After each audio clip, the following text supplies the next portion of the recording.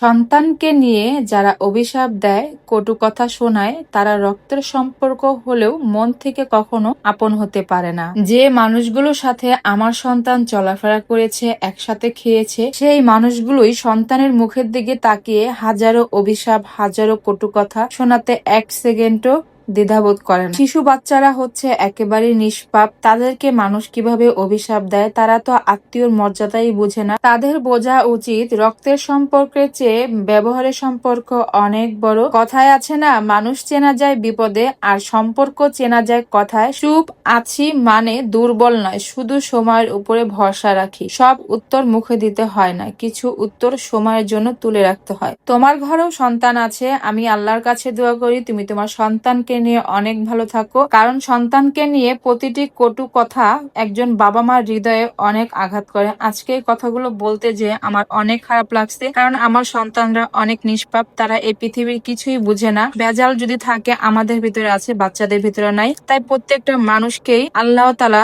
সুন্দর ভাবে কথা বলার তৌফিক দান করুক। যাই হোক, কথা বলতে বলতে তো অনেক কিছুই বলে ফেললাম। আজকে মেয়েকে নিয়ে ডিউটিতে গিয়েছিলাম, তার পাশাপাশি স্বপ্নে থেকে একটু টুকটাক বাজার করে আনছি, কারণ ঘরের অনেক জিনিস শেষ হয়ে গিয়েছে, যেগুলো বেশি প্রয়োজন সেগুলোই নিয়ে আসছি।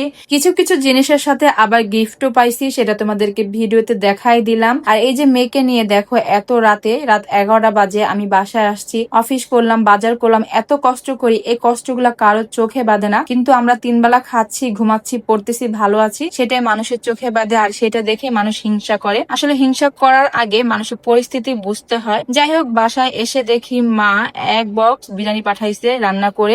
চুলাই দিলাম গরম করতে, আর গরম করার আগে আমি এক টুকরো মাংস মুখে দিলাম। সেটা খেয়ে মনে হইলো বিরিয়ানিটা অনেক মজা হয়েছে। আর আমার মায়ের হাতে বিরিয়ানি অল টাইম মজা হয়। তো আজকের মতন এখান থেকে বিদায় নিচ্ছি, আল্লাহ হাফেজ।